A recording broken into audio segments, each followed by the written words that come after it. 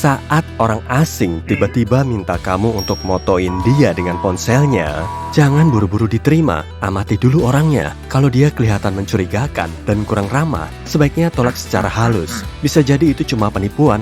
Dia ngasihin ponselnya ke kamu agar kamu nyalain kameranya. Tahu-tahu ponselnya rusak dan gambarnya ngeblur. Saat kamu ngembaliin ponselnya, dia malah nuduh kamu udah ngerusakin ponselnya. Dia minta ganti rugi dan makin agresif.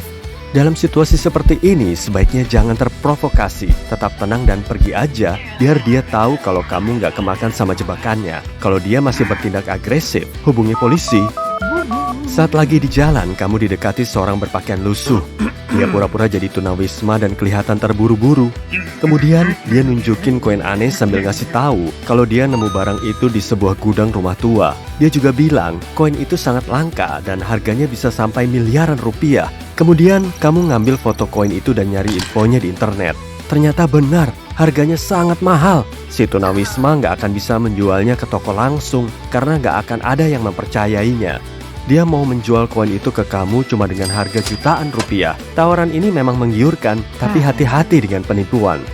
Orang asing itu nawarin koin palsu yang harganya jauh lebih murah. Dia pura-pura jadi gelandangan agar ceritanya lebih realistis.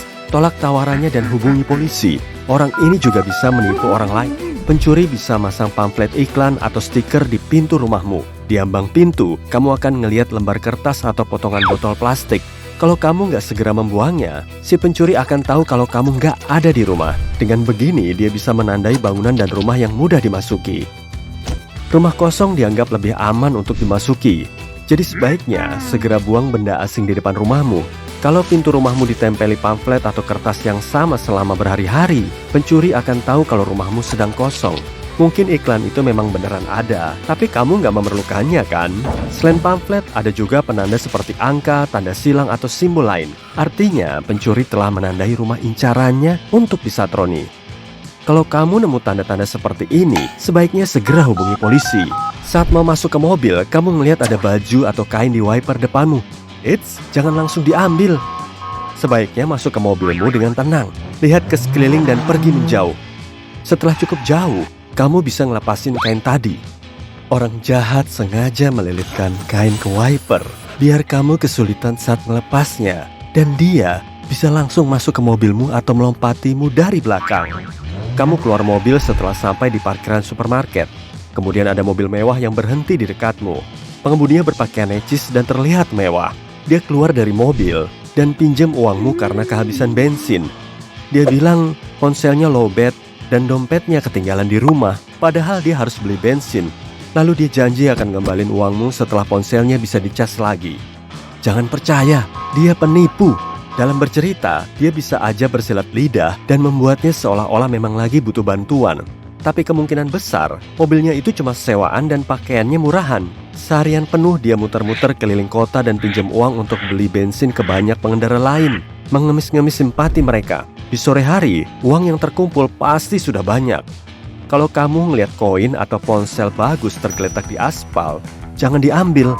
Benda itu bisa-bisa sudah dilem, dan kamu perlu nyoba berkali-kali untuk mengambilnya dari situ. Saat itulah si penipu akan lewat, kemudian merampas tasmu. Trik licik ini mirip kayak keju di jebakan tikus. Di banyak film, pencuri akan ngasih makan anjing agar ia nggak berisik selama aksi pencurian. Atau mereka juga bisa nyampurin obat tidur ke makanan anjing. Tapi realitanya bisa lebih parah lagi. Si maling bisa ngambil anjing itu untuk memperlancar pencuriannya. Anjing hilang memang nggak serta-merta jadi penanda rumah itu akan kecurian. Tapi kalau kamu mengalaminya, sebaiknya tetap waspada. Perampok dan pencuri banyak menghabiskan waktunya untuk main-main di medsos. Jangan buru-buru posting foto liburanmu di luar negeri. Saat mempostingnya, kamu juga ngasih tahu, nih aku lagi jauh dari rumah loh, ke jagat internet. Jadi sebaiknya tunggu sampai kamu pulang liburan. Pencuri juga bisa bekerja sama dengan penipu di ponsel. Mereka bisa mengakses medsos beberapa pengguna untuk nyari tahu waktu liburan mereka. Dan setelah berhasil, mereka akan lapor ke perampok asli. Saat kamu dalam perjalanan pulang, tiba-tiba bensinmu mau habis. Aneh banget kan? Padahal kamu baru mengisinya sampai penuh. Kamu langsung meluncur ke SPBU terdekat dan menuju bengkel untuk ngecek kebocoran di mobilmu. Sementara itu, para pencuri leluasa mengangkut barang berhargamu dari rumah. Mereka sengaja menguras bahan bakar di mobilmu biar kamu pergi ke pom bensin. Dengan cara ini, mereka mengulur waktu untuk menggasak barang berhargamu. Kalau kamu yakin bahan bakarmu baru diisi, tapi cepat habis, minta tetanggamu untuk mengawasi rumahmu ya. Kalau kamu sering menggunakan jasa kebersihan untuk bersih-bersih rumah, maka kamu harus waspada dengan munculnya petugas baru. Tiap kali ada petugas baru di rumahmu, layanan kebersihan harus nginfoin hal ini. Atau, kamu perlu ngecek sendiri, telepon dan cari tahu tentang petugas kebersihan tersebut. Kalau pihak layanan kebersihan nggak punya informasi tentang si petugas, kemungkinan dia maling yang mau nyari informasi di dalam rumah dan ngecek barang-barang berhargamu. Hubungi polisi dan minta dia pergi dari rumahmu. Pencuri juga bisa berpura-pura jadi tukang ledeng, dokter, atau pekerja sosial. Minta dokumen yang diperlukan sebelum kamu mengizinkannya masuk rumah. Penampilannya bisa aja sangat ramah dan supel, tapi selagi kalian ngobrol, dia akan mengamati isi rumahmu. Jangan buang sampah yang nggak diperlukan di bak sampah. Para penipu bisa ngecek isinya. Mereka bisa nemu kwitansi atau sertifikat. Meski kamu udah nggak memakainya lagi, pencuri bisa mendapatkan info tentang KTP, penghasilan, dan asuransimu. Selalu hancurin dokumen yang mau kamu buang ya. Dokumen yang asal dibuang seperti ini bisa mengundang banyak penipuan. Inilah beberapa tips lain yang bisa kamu coba untuk mengurangi risiko pencurian di rumahmu. Jangan buang kardus TV baru, ponsel mahal, laptop, atau arloji emas di bak sampah. Kamu nggak perlu nunjukin ke seluruh dunia kalau hidupmu berkecukupan kan?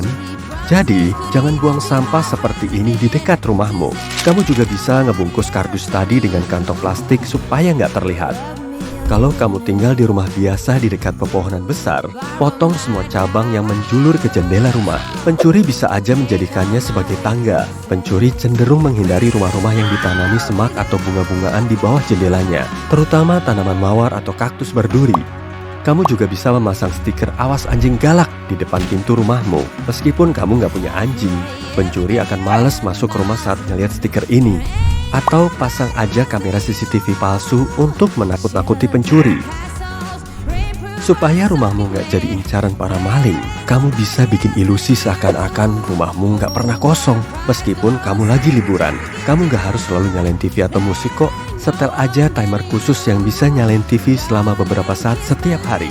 Bahkan, ada juga bohlam khusus yang diberi timer.